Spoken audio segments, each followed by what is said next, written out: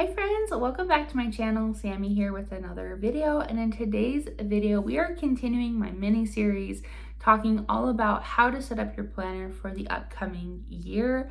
Last week we talked about planning supplies and my most favorite planning supplies and how to get started good at getting that supplies when it comes to setting up your planner. And this week we're talking about creating your planner system.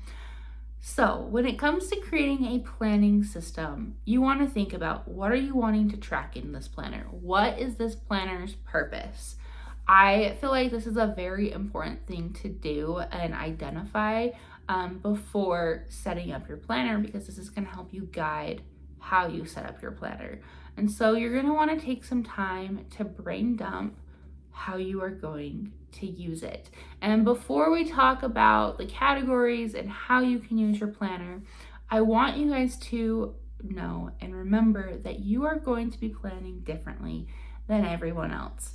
I know that it can be hard to see other people's planners and think that they are so much more pretty, or they're tracking things in a better way than you are, or just get that trap of comparison. And I want you to know that your planning style is good and everyone plans differently. The most important thing is that you are utilizing your planner in the best way possible to serve yourself, because that's what it's for. It's not to serve everyone else. It's not to serve Instagram. It's to serve yourself. So now we are going to jump into talking about those categories of different ways of how you can use your planner and different things that you can track in your planner. So some of these categories include schedules and calendar. This one's pretty straightforward. It's what a planner is really for, is tracking your schedule and things on your calendar. The next thing is your finances. You can track health and wellness. You can track your goals in your planner, your home routines and your family and their schedules. You can track personal things like reading or TV shows or just journaling in general, that type of thing, and work and business. Those are all types of things that you can use to track in your planner. So where do they all go? For me, it's a little bit different because of the type of planner that I use. I use the Moxie Life flagship planner. And so a lot of these things I just talked about are kind of already like woven within my planner. But when it comes to like the calendar and the schedule, we'll talk more about this in other videos in this series, but I put them where they're supposed to go. And I know that sounds silly, but like my schedule and my appointments, all that stuff, it goes in my monthly spread, and then they transfer into my weekly spreads as those weeks come up. When it comes to goals, that's a really big one because I do use the Moxie Life system.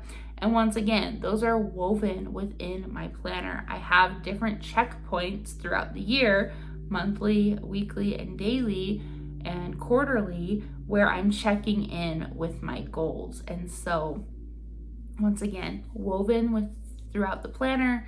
If you don't have the Moxie Life system and you're using a different planner like Erin Condren or a Happy Planner or whatever planner there is out there that you're using, I would recommend maybe using a note page in front of the month to write out your goals for the month, and then find a way to utilize the space within your weeks or your days, depending if you're a weekly or daily planner, and write out like daily habits, weekly action items, those types of things. That's how you could track different goals. You could also go to the back of your planner and create notes pages to track your goals. I know I've seen people do that before as well. When it comes to health and wellness, finances, once again, I don't have a specific planner for those because they're woven within my planner. Two of the goal categories in the Moxie Life system is health and wellness and finances. And so I track those types of things in that planner. And once again, with home and family, that type of stuff, it's all woven in. But if you're using a different planner, you can make a notes page to track cleaning or family schedules. You can make a notes page to track savings or your finances or losing weight, those types of things. I still do those types of things also in my Moxie life. I'll use the notes pages for goals that I really want to focus on that year. And so you can really utilize those notes pages. If there are so many things you want to track and not enough room in one planner, you might want to consider getting another planner or multiple planners. I know there's people out there in this community that have a specific personal planner and have a specific finance planner, and they track all their bills and payments in that planner. They have a health and wellness planner where they're tracking their meals and their exercise and their sleep and their water intake and all of those things. You could have a planner for almost anything. I've come to learn in this planning community. And so what's most important is that, are you going to use it, first of all, and how are you going to use it? Is it going to serve you in the best way?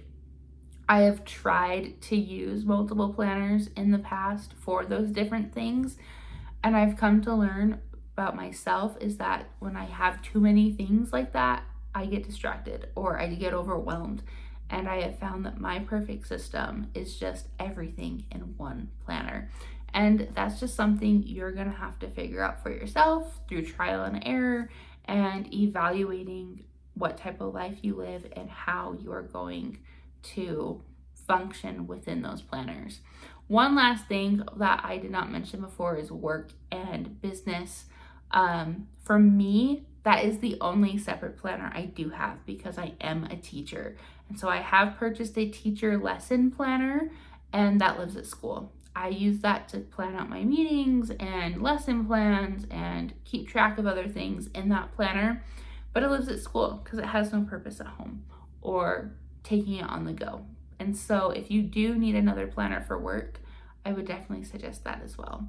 But once again, it all comes down to you evaluating your life and thinking about how these planners can serve you and how are they going to help you become the best version of yourself.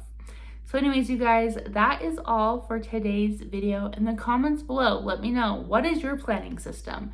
Do you use one planner? Do you use multiple planners? What do you use your planner for? Like I've said before, my planner is like a catch-all of everything. It's personal, it's goals, it's a little bit of everything in my life. So let me know down in the comments, what do you use your planners for? And don't forget to like this video and hit that subscribe button so you don't miss any of my planning content here on YouTube. And until next time, guys, I'll see you all later. Bye.